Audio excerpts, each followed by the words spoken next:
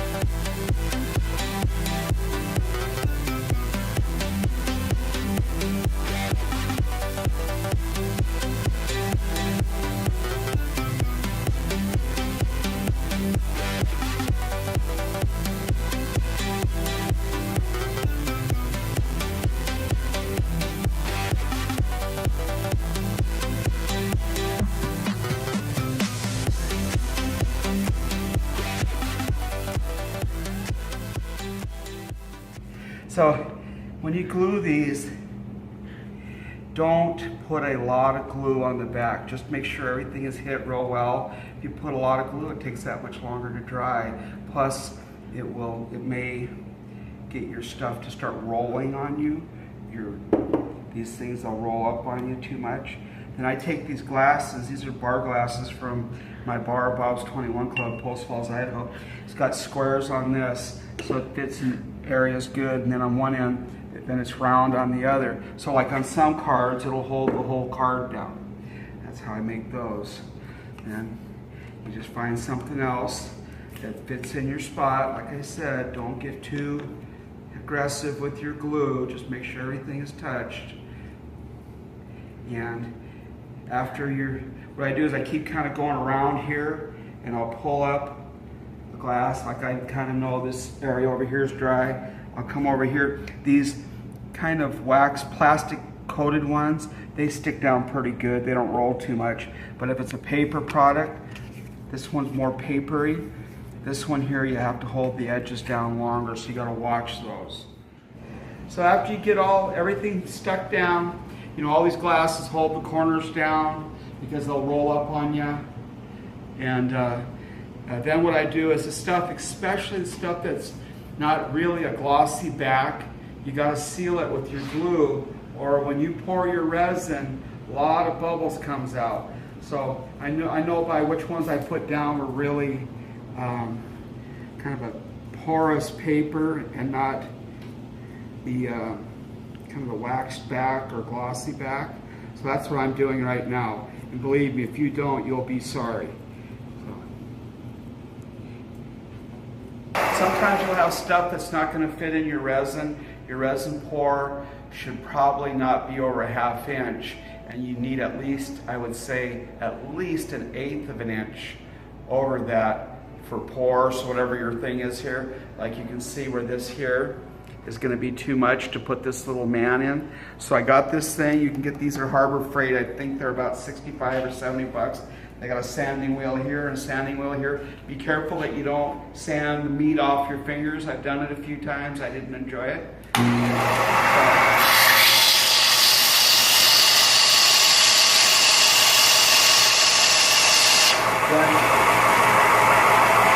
I'll even take off the back of the product, whatever it is, because people aren't going to see that anyway, to make it flat. And then you always put it down. If you'll come over here, put it down underneath. Like here is a little guy that I did. He had all these things on here, these bases. I put it down. I put a piece of board here. You can see where it clears. I got enough where I can put resin on it. And I've even taken some of his arm off here that you really wouldn't notice because it's so little. So to put something like this where you can see that all your stuff is underneath and that you're going to have room for your resin, because you're really going to be upset if you find out that your product is sticking out of your resin. So I'm going to go ahead and grind the rest of this off. And remember how you've got this right here? I had sanded the back of him off, and then you really can't see it.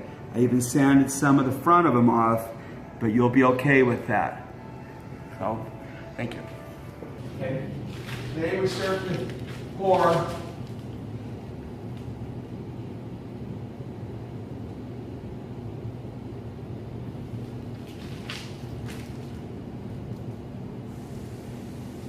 Stuff is self-leveling.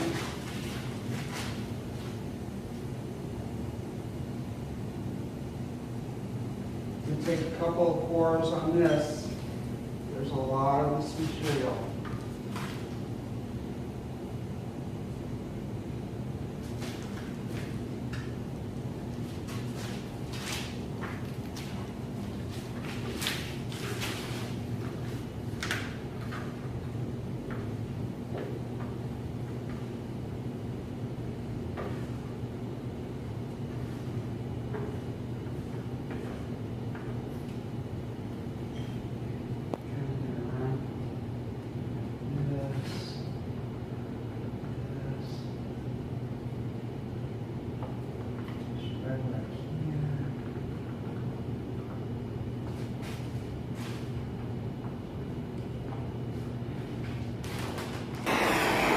Okay, before I put a full coat on, I like to put a small little skim coat.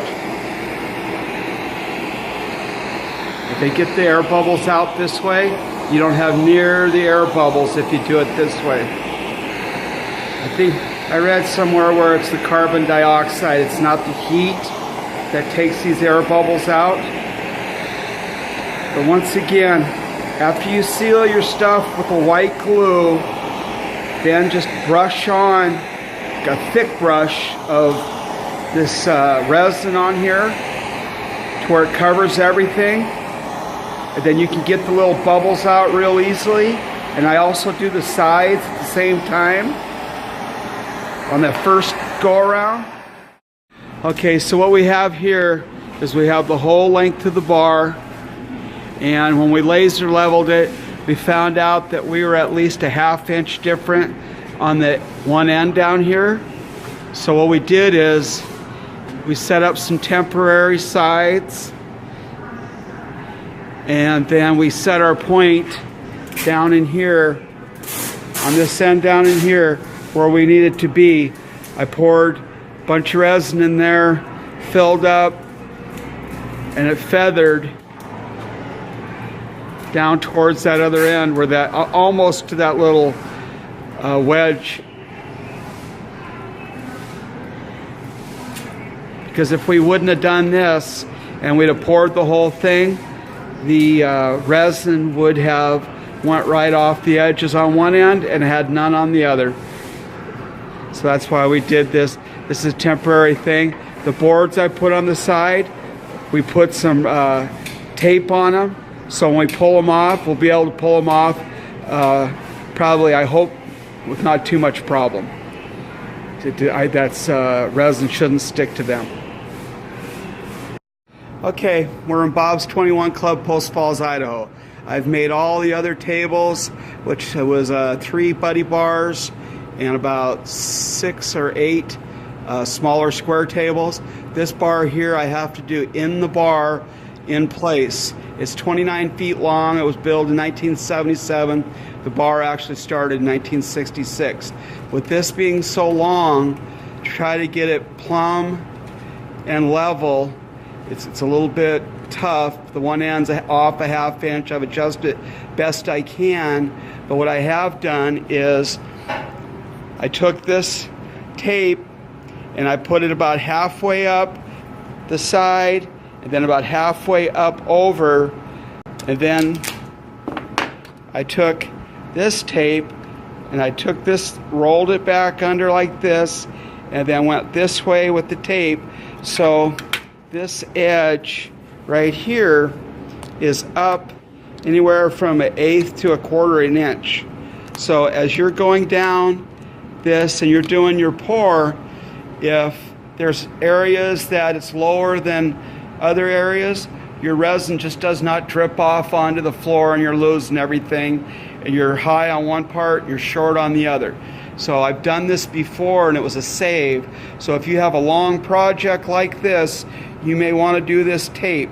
And then just let it sit there, let it dry right there. When it's done, you can pull it off. You might have to sand it off, but it will make your table a little bit better. And like I said, I did one that worked. Here's some of the odds and ends stuff that is in the bar. Probably moving a little bit fast for focus.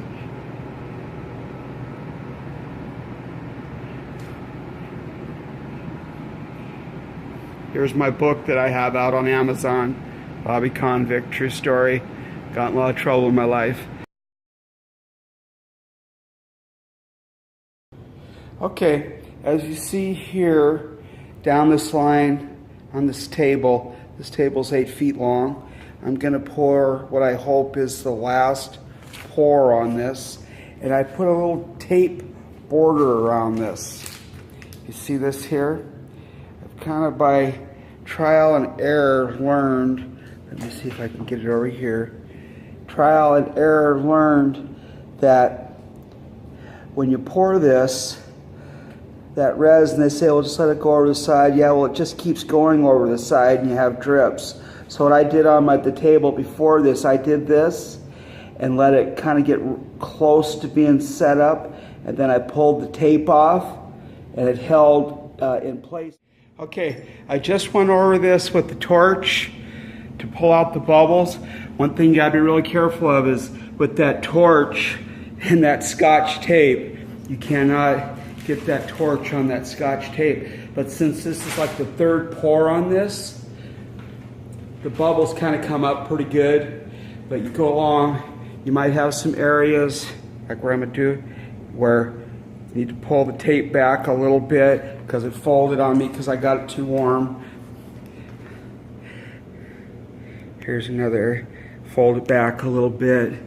You can see it's pretty glossy all the way down. Okay, another view along here, you can kind of see most of the bubbles are out. I'm going to hit it one more time with the propane, but like once again, be careful when you hit that propane that you don't hit that Scotch tape. And if you do, don't trip out on it. Let me just put another piece of Scotch tape up there to hold it. If your glue starts going or your resin starts going over, throw some Scotch tape over there. Take your fingers and just clean the resin out of the way. And there you go. The bar stools are made from 2003 Impala rims that are powder coated.